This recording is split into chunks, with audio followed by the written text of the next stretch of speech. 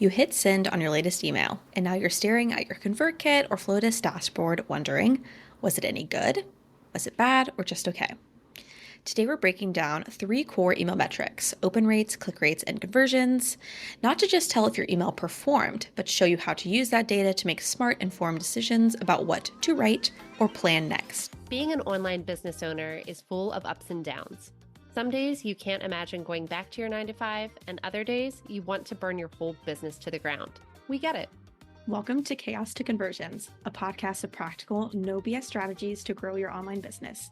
Each week, we're chatting about launching, copywriting, mindset, and more, so you can make sense of the chaos and do more of what works.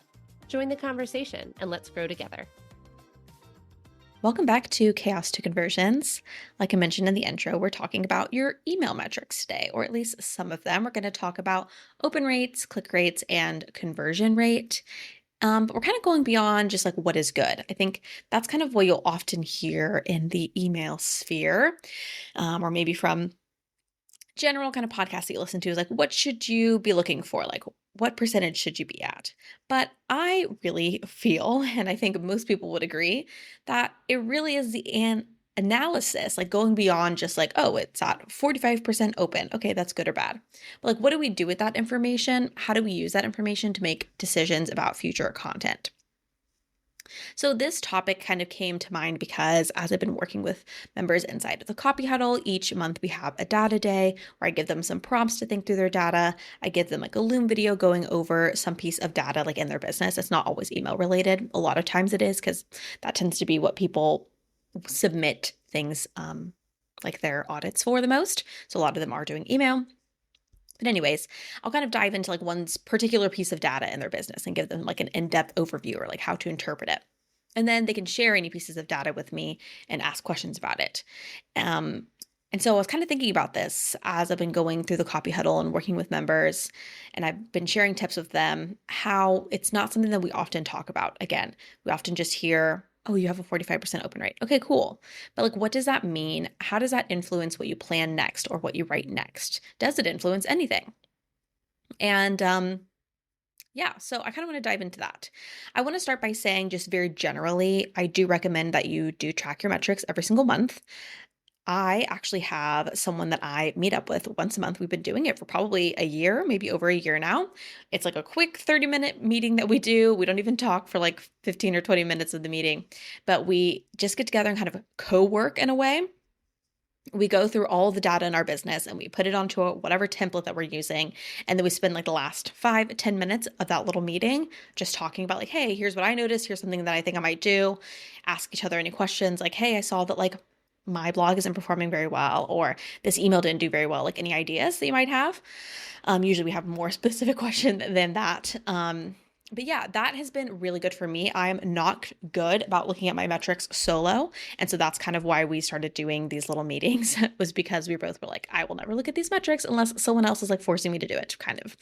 So anyways, that is one idea. If you're someone who does struggle to track metrics, team up with someone that you can just put a date on the calendar once a month. You meet up for 20, 30 minutes, whatever. The reason it is so important to be tracking monthly with your data is that that's where you're going to see the changes. So you can go in today and you can say, oh, I have a 45% open rate and a, 2% click rate, and that's like my average, and that's great. But if you don't know where you sit at normally, you don't know whether you're seeing improvements, whether you're seeing decreases. That's like very wishy-washy, right? That's really hard to land on like an analysis. An analysis is really going to happen when you are looking email by email, when you're looking at trends over time.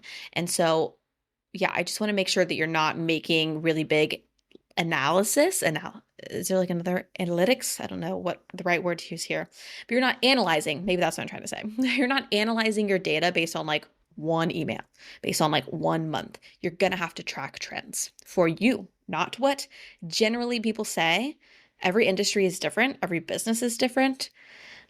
You can't just take the trends and like compare yourself to that. At least I don't recommend doing that for like the long haul. Okay, so let's dive into these 3 different metric points. Again, this is not the only metrics that you might track with your email marketing. You're probably going to track more, but I just want to talk about these because these are the most common ones. So let's jump in with the open rate. The open rate is the percentage of people who have opened your email. And in general, you might have heard that an average open rate is like 25 to 35%. Yes, that's probably kind of still true in a way, but I really think that based on what I've seen in my own inbox, based on the clients that I've worked with, and I've worked with a lot of different clients, I've been in a lot of different people's, back end of their email marketing system, 40% is probably a more true average. Again, it's going to be based on your industry, based on what's normal for you. But I would say more on like the 40% or above side is not unusual nowadays because so many systems do inflate open rates artificially. So, what we're looking at when we're looking at open rates, right? You could go ahead and jot down like, oh, great, I had a 40% open rate. You know what? That is above the 25 to 35%. I am succeeding. And that could be where your analysis ends. But like I said, I don't recommend just comparing yourself to these general averages. I recommend looking at your trends. So if this is your first month looking and jotting down your open rate, then you're going to only be able to make so much of an analysis here. But I do want you to go email by email. Are all of your emails in the 40% range? Or is there one that's like 45? The next one's 52. The next one's 38. So looking email by email, then you can also start to make a better analysis about your open rates and what it means. If you're also someone who's been tracking emails for a while, in your overall like averages and analytics, you can go month by month. Okay. This month I had a 40% open rate on average, but last month my open rate was at 32%. Okay. Well, I've definitely seen a big jump. Why might that be? Or maybe my last month was 42 or 45. Okay. Well, I went down a little bit. Why might that be? So we can make analysis based on like monthly trends and then just emails, right? Individual emails. So a couple things that open rates can kind of hint at: subject line effectiveness, the engagement of our audience, preview text, and also it could kind of hint at deliverability issues. So if you see like a really big dip in a month or in a specific email, maybe there were some issues with deliverability, like your emails ending up in the spam box. So first thing I want you to think about when you're interpreting your open rates is to ask yourself, what is your average open rate? Again, if you haven't been tracking this on a monthly basis, start doing that now so you can see the trend across month by month. But what is the average? So if I know that I took a dip between a month, so maybe in October, I was at 40%, and then in November, I was at 35%. I want to look at the content and the types of emails that I've been sending and see if maybe there was a reason that that dip happened. I also need to take context into consideration. So if the dip happened in November, well, what else is happening in November? There's lots of holidays. There is Black Friday. There's a ton of promotional emails going out to people in their inboxes. So it's very likely that in that fourth quarter, in November, in December, you might see a dip in your metrics. That doesn't mean you're necessarily doing anything quote unquote wrong, especially if you see trends over time. Like every November, my open rates dip. That's just what always happens. But yeah, we do need to take context into consideration as well. Another thing to look at is if there are any emails with unusually high or unusually low open rates. And it doesn't have to be really dramatic. But again, if I'm looking at the 4 emails that I've sent this month, I'm like, okay, most of them were sitting around my average of 40%, but I had one email that was like 52%. Okay, wow, that is a pretty big jump. Or even if it went up like a whole 5% or a whole 7%, right? Okay, that's a pretty sizable jump. So what could have influenced that? Is it the subject line? Did I send it at a different time or on a different day? What might have changed things? Was it my preview text? I have a client who, this is something that we noticed like a while back when we were doing her email data. But we noticed that like anytime we would send emails that said something in the subject line about like a bonus or like cart closing or a discount, the open rate would dip a lot because it's like our audience knew like, oh, there's some sort of sale in here. But if we had these more intriguing types of subject lines, they tended to get opened more, even if it was something that was selling. So you just have to look at the big picture here and take into different elements into consideration. If your open rate is low, it could be that your subject line is not grabbing attention, or maybe your email is landing in the spam box, or again, maybe it was just bad timing. If it's high, then it could be a really great subject line. It could be something about it was really intriguing. Maybe again, did you change the timing that it went sent out, that it got sent out? Is it the time of year? Like it felt really relevant. Take into consideration both the content and the context. Something to try next if you're trying to play around with your open rates and to get them boosted up, headed in the right direction. You can try A/B testing different subject lines. I know not all email platforms allow for that. ConvertKit actually allows for, like, if you have their pro plan, I believe, you can do like up to 5 different subject lines being tested, which is crazy. But you can at least do 2 subject lines being tested on like their regular plans. So I do that with most of my clients, and that's a really effective way to just test out subject lines and try to boost that open rate. You can also use lots of curiosity in those subject lines. So play around with what types of subject lines your email list is interested in. For some people, subject lines that are very straight and to the point, like here's exactly what's in this email, those are going to get opened.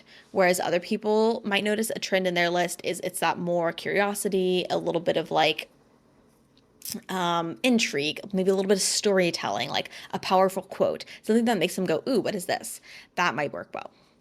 Also, make sure you check your sender reputation. So you want to make sure you're not experiencing any deliverability issues, and that's why you might be seeing a dip in your open rate. In general, if you're having some sort of sender issues or deliverability issues, you're probably going to see that it's like more than one email that's like taking a hit. So something to keep in mind. Okay, the next thing to look at is your click rate. So click rate, of course, is the percentage of people who've clicked within your email on some sort of call to action, some sort of button or link, and it's sending them to their next step, whether that be a blog post, whether that be a product, and so on. So click rates can tell you about the strength of your call to action, about the relevance of the content, about your layout, about the relevance of whatever your offer is, or the interest around your offer. And click rates, again, are going to vary a lot based on industry and list and so many other factors. In general, when we talk about click rate, we have a general guideline of like a 2 to 5% being average. I do still think that is a good click rate average to aim for. But again, depending on the size of your list, depending on your industry and so many other factors, you might notice that like your click rate tends to be a bit lower on average, or maybe even a bit higher. However, I will say that a lot of the clients that I've worked with who experience a very high click rate on average, so maybe they're continuously getting like a 7% or a 10%, something to look into is if it is one of those inflation type issues.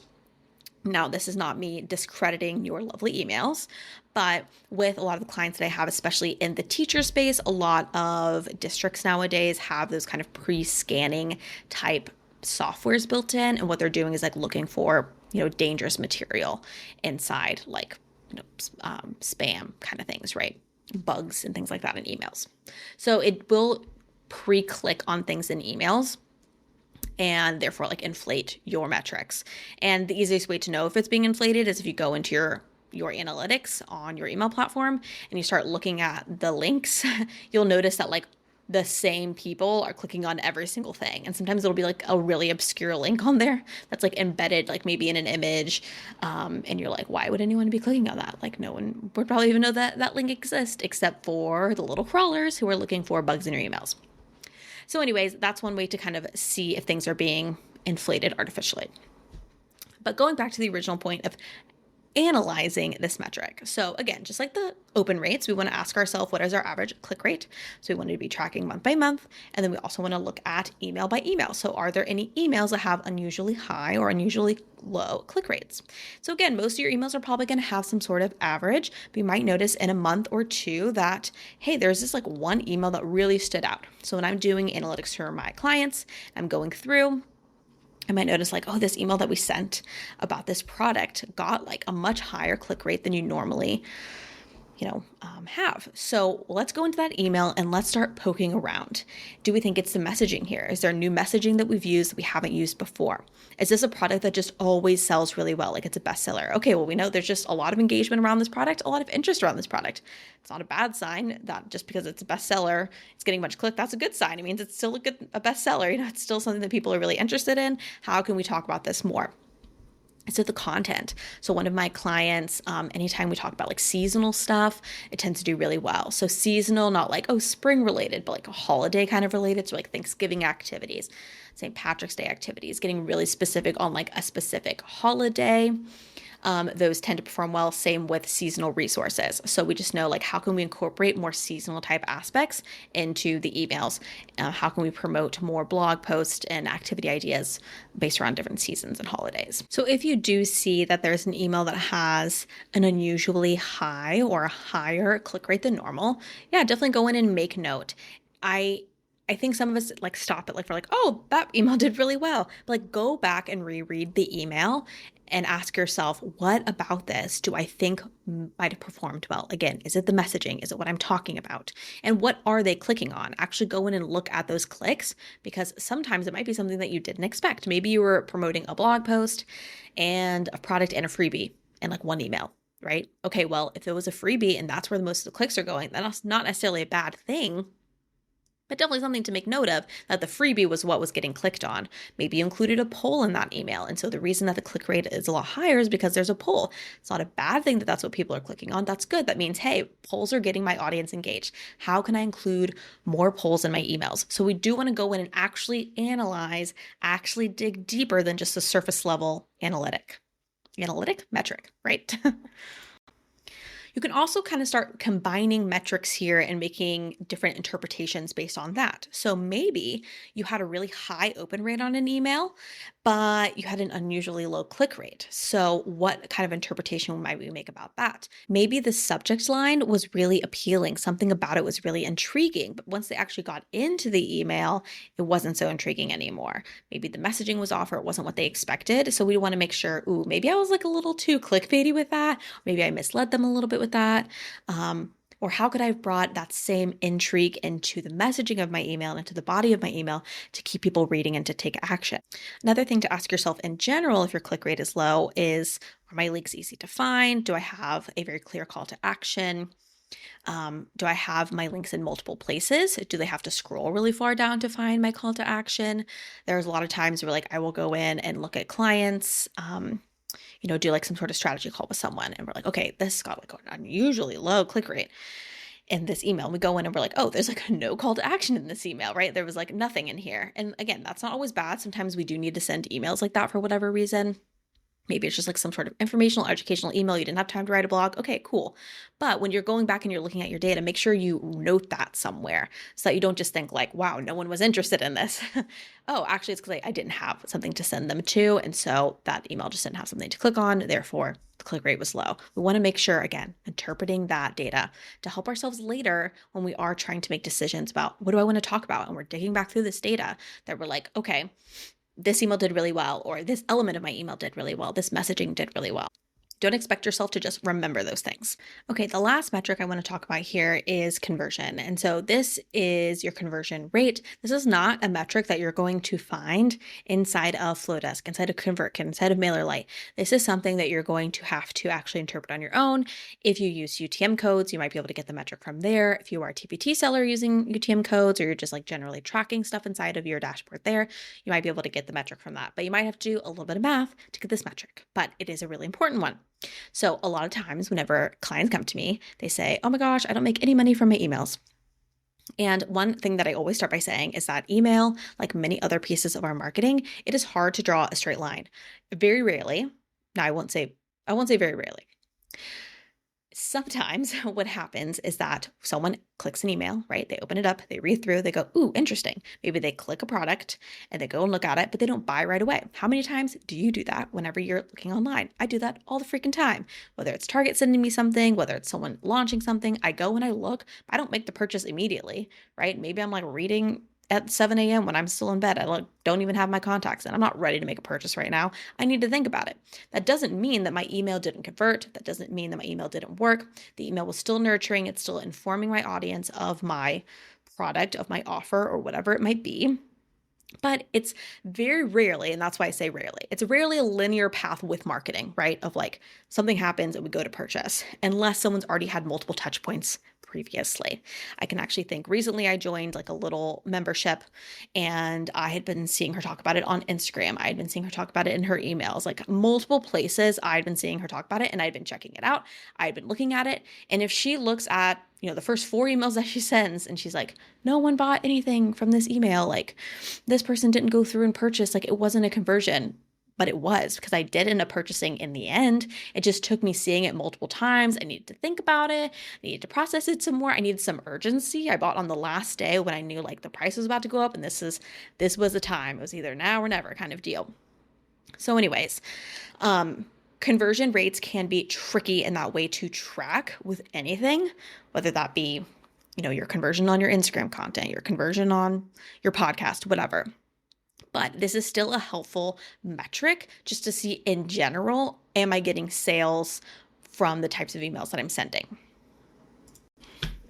Of course, conversions not always sales too. So conversions can be how many people grabbed your freebie, how many people signed up for a waitlist or signed up for some sort of webinar that you're doing. So it's not always to just like making sales in your business, but like they clicked, but did they take an action is kind of what we're looking at with conversion. So essentially conversion is telling us whether your email successfully moved someone to take an action. Okay, but like we know with marketing, we often have to have multiple touch points in order for someone to take action unless they're just like really hot and ready. So let's talk about interpreting those conversions. So one thing is maybe you got a lot of clicks, but it led to low conversions. So you saw a ton of people go to your webinar landing page or a ton of people go and view your sales page, but you didn't see a purchase. So what might that mean? It could be that the landing page or the sales page, there's something there that's kind of just not converting them. Maybe the messaging isn't quite right. Maybe there is something about the offer that doesn't feel aligned. Maybe there's some sort of friction in the process, like it's not easy for them to sign up.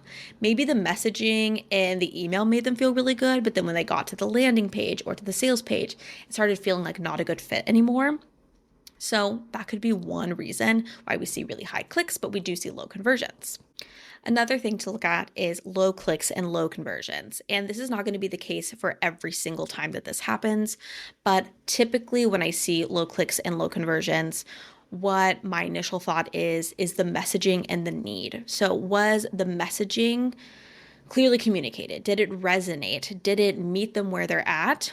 Had you done market research prior to sending this email to trying to get them to take action? And like you're using language that really resonates with them? Or are you kind of like throwing spaghetti at the wall, hoping that the messaging is going to work? And again, the need. Did your audience express a need for this thing? Is it a need that they have right now during this time period? Or is it maybe the timing is kind of off? Like maybe they had the need in January, but now we're promoting this in like September. And you know what? The need's just not quite there anymore. The desire to take action on this thing isn't quite there anymore.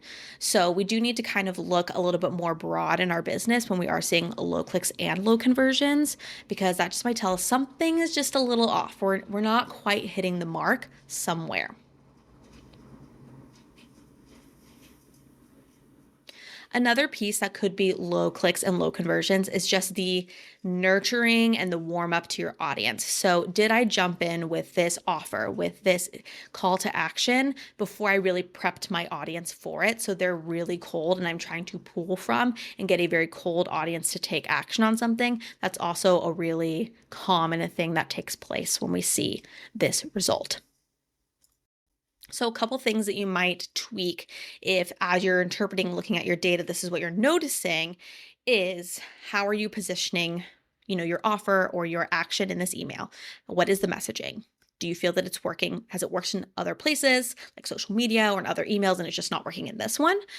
Go back and look at that. You might need to improve the place that you're sending them. So like the landing page, the sales page, whatever it might be. Another thing is to go back and look at your warm up previously to this, especially if this is a bigger offer you're trying to promote, right? Like we're going up on a launch, or it's like a brand new product or something where like there isn't as much awareness, or like have I even been emailing anyone before I decided to pop in and be like, hey, I'm going to talk about this new product that I have, or I want you to come to my webinar. I want you to grab this freebie. How warm was your audience leading up to this? If you've been tracking metrics prior, were you seeing like good engagement, good clicks, good opens, then all of a sudden it's like, pew, just skyrocketed down? Okay, then it might not be a warm up issue. It probably might be more of a messaging issue, but it's like, oh, I haven't really messaged or emailed in a while, or my metrics weren't really that great leading up to this. Like my audience wasn't that engaged. Okay, well, it might be kind of a big expectation then to expect that this next email is going to be the one to perform, right? Okay, we've talked about a lot of different things today, and I hope I made some sense with all of it because I was trying to put a lot of different factors in. Interpreting data can be challenging because there's just so many different factors, right? And unless I'm sitting down and I'm looking at that data with you, which I do in the copy huddle, you kind of are kind of making those decisions and analysis on your own. But if you are looking for someone to team up with to do that analysis with you, I would love to have you inside the copy huddle. This is ongoing support with your email strategy, content planning, and you get real feedback on what's working, what's not, what you can tweak. Instead of second guessing your subject lines or wondering why your clicks dropped, you can actually pass off your data over to me and your concerns over to me, and I can help you figure out what is going on. So if you want help with that, I have a link in the show notes where you can join the copy huddle.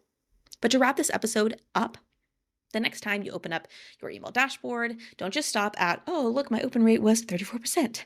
Ask why and ask what next. Like, what do I need to do to change? Look at the trends over your emails, like individual emails, week to week. Look at the trends in your emails over month to month.